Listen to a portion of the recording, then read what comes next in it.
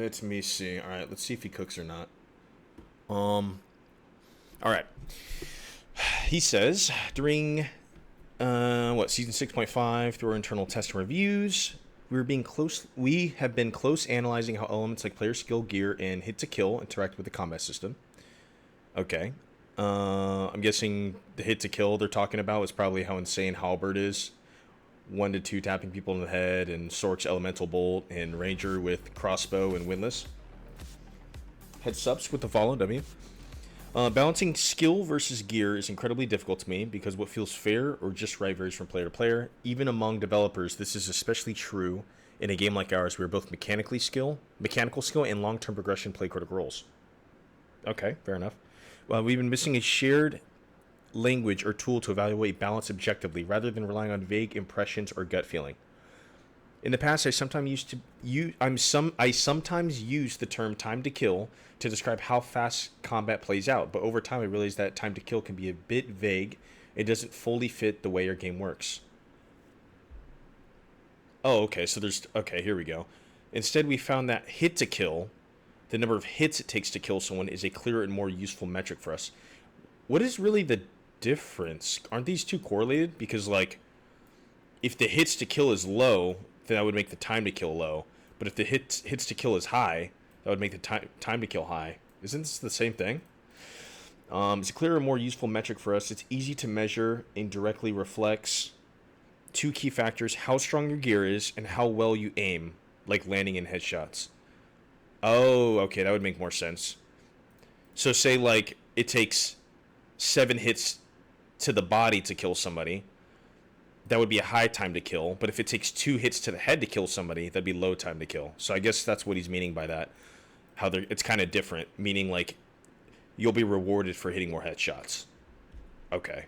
But at the same time, it's not going to take more, it's not going to take 2 hits to the body to kill somebody. Okay, I guess I see what he's saying there.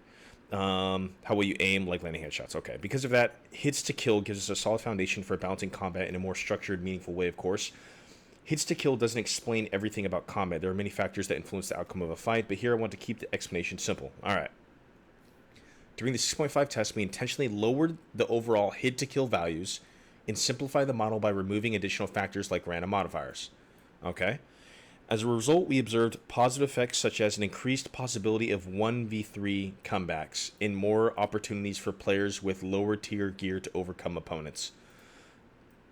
Okay, I see what they're saying here. Because, like, say you're in a fight, right? 3v3, both your teammates die. Their entire team is low. If you hit a headshot on each one of them, you can come back 1v3 if you aim properly and stuff. But I don't know. I don't know. For players with lower tier gear to overcome opponents with stronger equipment through superior skill. Okay, which would be landing headshots. However, there were clear downsides. Instant deaths were frequent. Yes, okay. Windlass, elemental bolts, which I'm sure you guys saw the clip. I got elemental bolted full HP through anti-magic. That's ridiculous. Which is not suitable for our game where players carry items accumulated over multiple rounds. Yeah, so pretty much you would go in with full legendaries and you'd get like one tapped by a halberd with Bach, and you'd be like, well, that feels bad. Why do I even bring in gear? New players often died from monsters in one hit. Yeah, that also was another issue. The increase of headshot multiplier up to like 200% and limb shots, I think, procced with mobs. So mobs were doing crazy damage, which was kind of lame. I mean, yeah, which sucked. Like, most classes would get one tapped by a nightmare crossbowman to the head. So that feels bad. Yeah. Increase the likelihood of quitting before learning the game. Yep. I mean, this was pretty much obvious. We knew this was going to happen. I mean, yeah. I mean, if you lower TTK and they don't, there's no difference between mobs and players, TTK. I mean, you're going to get slammed in normal lobbies, even by regular mobs. Especially if you're a new player, you're going to fucking get 2-tapped or 1-tapped, and you're going to be like, this sucks, I don't want to play. Through this test, I confirmed that the solution I sought was not simply or lower hit to kill, but rather sufficient room for players to reduce hit to kill through their own skill. And this is by prioritizing headshots. The basic principles we aim at combat balance going forward are as follows. Both skill and gear must matter. Okay, so they understand gear is important now. Only when these two elements are well balanced can players feel rewarded for their growth and effort. Okay? If skill becomes too dominant, the meaning of collecting and upgrading gear disappears. Which is, you're in Squire and you're destroying people in legendaries because the gear doesn't matter. That's why they said gear must matter. Conversely, if gear becomes too powerful, the game turns into a simple stat check. This is pretty much what the game has mostly been most of the time, where, you know, back in the day, you'd get a full legendary kit with, you know, or unique kit with a name, you literally are Thanos and you can't be killed. So they're trying to find the balance between those two. Reducing opportunities for skilled players to make comebacks or showcase their abilities. Hit to kill should be maintained at an appropriate level, allowing players who perform well, landing headshots, to reduce hit to kill and increase their chances of victory. Gear differences must have clear meaning, as this creates the fun of loot progression in the game. This is why a lot of people quit, because there's no mods, so like what's the point? You know? And gear didn't really matter because you can still destroy people in Squire. So people weren't having fun, so they quit. If the gap is too large, it requires too many gear brackets, making it impossible for skilled players to overcome the differences, so it needs to be tuned to a reasonable level. Someone getting shot? Dude, there's an ambulance going crazy in the background. If the gap is too large, it requires too many gear brackets. The gear gap. This is probably why they added, high roller 224s? Making it impossible for skilled players to overcome the difference, so it needs to be tuned to a reasonable level. Okay. Oh, here we go. Summary. Gear aspect. Maintain an appropriate hit-to-kill in fights between players with similar gear levels. Recognize hit-to-kill differences caused by gear gaps as a unique feature of the game. Skill aspect. Reward precise actions like headshots with higher damage, allowing skilled players to gain meaningful advantages. Even with gear gaps, provides skilled players opportunities to catch up without undermining the value of gear. Okay. I feel like he's just repeating, like, the same, like, all this is just repeating the same thing. I don't know. This is just kind of like a lot of yap, but whatever. I uninstalled Gent. What's the kitchen looking like? We're going over right now, bro.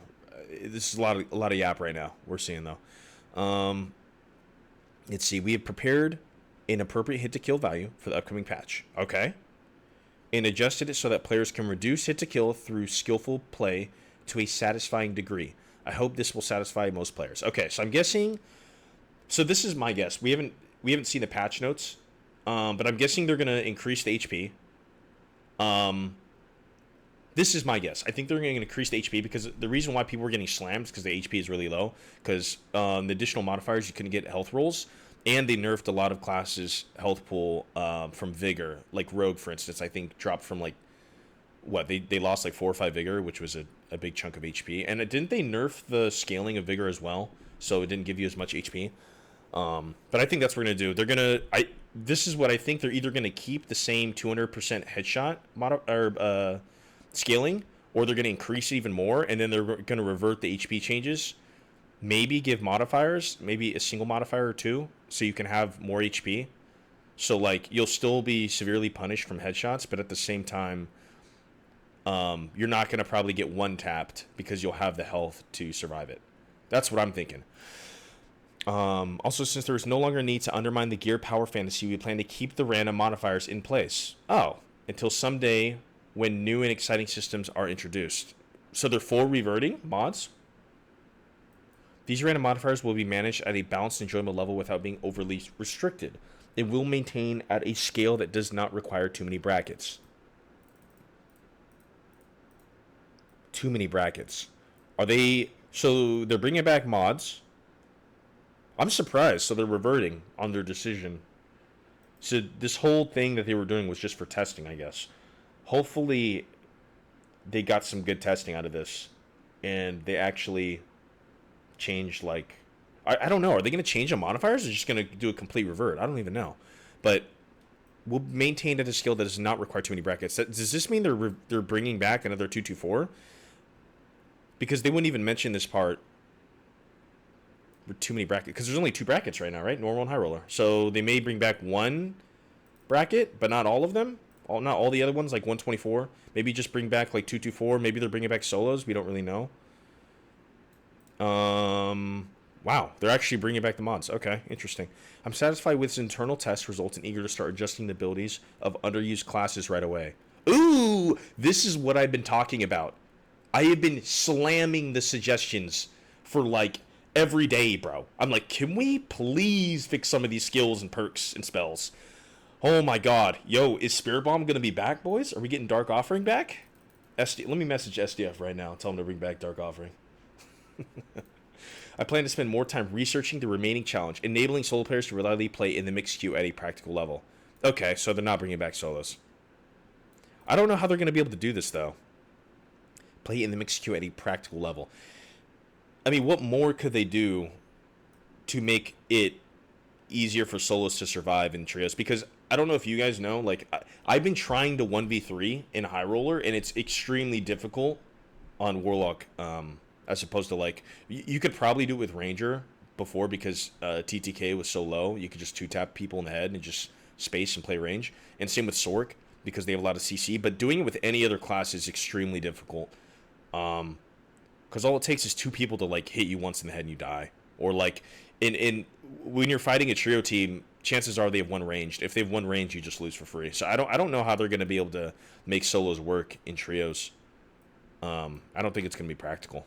We'll see what he decides, though. I mean, even I know a reason why they kept all the statics open early, like reds and stuff, is so solos can actually get away from trios. But I don't know, man. I don't think this is going to work. I think they're just going to end up reverting and letting solos be a whole new game mode. I think they're going to bring it back to, like, solos, goblins only. That's the only way it could work. This will be the final challenge. I want to verify through this opportunity. I will do my utmost to find the answer. I don't know what the outcome will be, but plus bear with me a little longer. Okay, I respect that. You know what? We're going to give him a heart on that one. Yo, low key, these clown emojis are pretty low, dude. Look at this, 46-41. That's a positive ratio right there. 38-51. That's not too bad. Holy shit, dude. Holy shit, the hearts are ratioing the clowns, dude. We're back. I almost forgot to mention one more thing. The Arena Test 5 will be conducted in a SSF format. Finally! This is what Arena should have been from the start. I mean, they literally, when they were talking about Arena before they brought it, they were like, okay, you're going to have to be able to go find the items, it's going to be minted, and then you're going to have to play Arena with the minted items.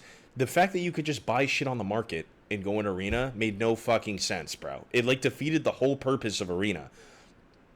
This is the way it should have been. And I know, like, a lot of these players were like, oh, well, you know, the players who don't have that much time in the dungeon to find, you know, self-found gear, it's not fair. It's like, bro, it's Arena. It's competitive. That's the point. It's not supposed to be fair. If you can't go into the dungeon and find your own Arena sets, like you shouldn't be able to compete. So this is good. I like this. This will make me want to play Arena, because I didn't want to play Arena because everybody was just buying your shit on the market, and it was just dumb, bro. I don't know. We'll see. And we need Arena rewards if they're going to take this seriously. Players will be able to use items up to Legendary. Okay. Additionally, to enhance the value of dungeon farming, the socket system will be adjusted so players cannot reach maximum stats solely through sockets. Okay. So they've been adjusting this back and forth, I'm sure. The last update they did, I'm pretty sure they maxed out the values for socketing, where you can get the max roll, like 2% in chest and pants on move speed. But before, I think it was like 50% value. So they kept going back and forth deciding what they want to do. So it looks like they've decided not to get maximum value, which is probably for best when they bring back these mods, because I think it was kind of insane. Whoever had the most money, you could just, you know, keep rejamming it till you get the maximum roll, which is insane. This change is scheduled to apply in this week's patch, hotfix 90. This week's patch, so it's Monday, so it looks like Thursday this patch is going to take into... come back, essentially. So we're going to get mods back this Thursday. W. Well, we'll see. I know it's going to be W as far as, like, players are going to come back to the game for sure. But I don't know. If we just go back and it's just going to be the same old, like, I don't know. What was the whole point of this test? So hopefully they did do some adjustments during this test that will make the game better. But we'll see. The reason SSF was not maintained recently in the Arena was due to accessibility concerns. Yeah, this is what I was talking about. However, since we have now created more opportunities for players to overcome gear deficiencies with skill, we plan to retest the SSF format. Arena must be clearly linked to the dungeon farming loop, and the significance of dungeon farming should be preserved at a high value. Yes, W. We're going to screenshot this, and we're going to fucking put it on the screen. This right here is a W. The Arena must be clearly linked to the dungeon farming loop. Yes. and the significance of dungeon farming should be preserved at high value. This gives a reason to go into the dungeon. Yes. W. Well, that's it. We're going to heart this. We're going to heart this. Yeah, this is W. We're going to heart all this, dude. He's actually cooking here. I'm not sure how bringing back mods is going to go, though, because they already went down this road, and we lost a lot of players. And I was like, I don't think they can. I said one of two things, right? It's bad if they revert, and it's bad if they continue because people are not happy. So I honestly don't have an answer as to like what the best course is going forward. So they've decided that they're going to bring back modifiers. So we just got to see how it is. I think most people will probably be happy about that. Not sure if that's good for the game or not, but we'll see what this Thursday's patch will look like. Very interesting, very interesting. I don't want to jump to conclusions and say this is a full W yet, but most people are going to be happy with this. So, very interesting. We're going to remain neutral on this until we see the patch notes, boys. But cool.